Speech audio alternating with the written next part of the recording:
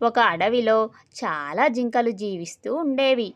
అవన్నీ కూడా కలిసిమెలిసి హాయిగా ఉండేవి. ఎక్కడి నుండి వచ్చిందో గాని ఒక సింహం ఆ అడవిలోకి వచ్చింది. అసలే అది భయంకరమైన సింహం. అవసరం ఉన్నా లేకపోయినా కనపడిన జింకలను కనపడినట్టు వేటాడి చంపి తినేసేది.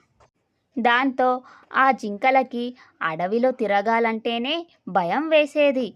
ఎప్పుడు ఎక్కడి నుండి వచ్చి మీద పడుతుందో అని వణికిపోసాగాయి. అదంతా చూసి ఆ జింకలలో ఉండే పెద్దదైన జింకరాజుకు చాలా బాధ కలిగింది. ఒకప్పుడు ఎంత హాయిగా ఆనందంగా ఉండేవాళ్ళం. ఇప్పుడు ఆ ఆనందమే లేకుండా పోయింది. ఆ సింహాన్ని ఎలాగైనా సరే వదిలించుకోవాలి అనుకుంది.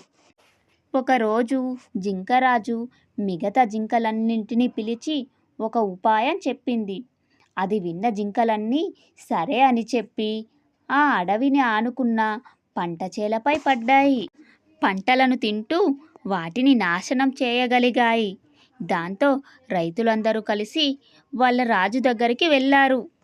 ఆ జింకలన్నీ మా పంటలు నాశనం చేశాయి అని చెప్పడానికి రాజు దగ్గరకైతే బయలుదేరతారు. రాజు దగ్గరికి వెళ్ళి, రాజా, అడవిలో జింకల బెడద ఎక్కువయ్యింది. మా పంట చేలన్నీ నాశనం అవుతున్నాయి. మీరే ఎలాగైనా కాపాడాలి అని అంటారు. అది విన్న ఆ రాజు వెంటనే అడవికి బయలుదేరతాడు. అలా బయలుదేరి ఎలాగైనా సరే ఆ జింకలను పట్టుకొని నేను నా బాణాలతో చంపేస్తాను అనుకుంటాడు. అలా కోపంగా అడవికి వెళ్ళి ఆ జింకలను వెతుకుతూ ఉంటాడు. ఆ రాజు వస్తున్న విషయం తెలుసుకున్న జింకలన్నీ అడవిలో దాక్కొని ఉంటాయి. ఆ రాజుకు ఒక్క జింక కూడా కనపడనే లేదు. అప్పుడు ఆ జింకరాజు మాత్రం ఆ రాజుకు కనపడేలా పరిగెడుతుంది. రాజు ఆ జింకను చూసి దాని వెంటే పరిగెడతాడు. ఆ జింక అలా పరిగెడుతూ సింహం ఉన్న చోటుకి తీసుకొని వెళుతుంది. ఆ రాజు కూడా సింహం ఉన్న దగ్గరికే వస్తాడు. అక్కడికి రాగానే ఆ జింక పారిపోతుంది.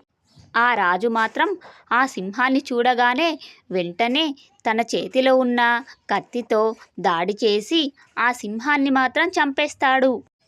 ఆ రాజు అలా దాడి చేయగానే సింహం అక్కడే కింద పడి చనిపోతుంది. అలా ఆ జింకలకి సింహం బెడదైతే పోతుంది. అప్పటి నుండి జింకలన్నీ ఎప్పటిలాగే సంతోషంగా ఆనందంగా ఉంటాయి. ఆ రాజు వచ్చి సింహాన్ని చంపడంతో ఆ జింకలన్నీ చాలా సంతోషిస్తాయి. జింకలన్నీ అడవిలో ఎప్పటిలాగే జీవిస్తాయి.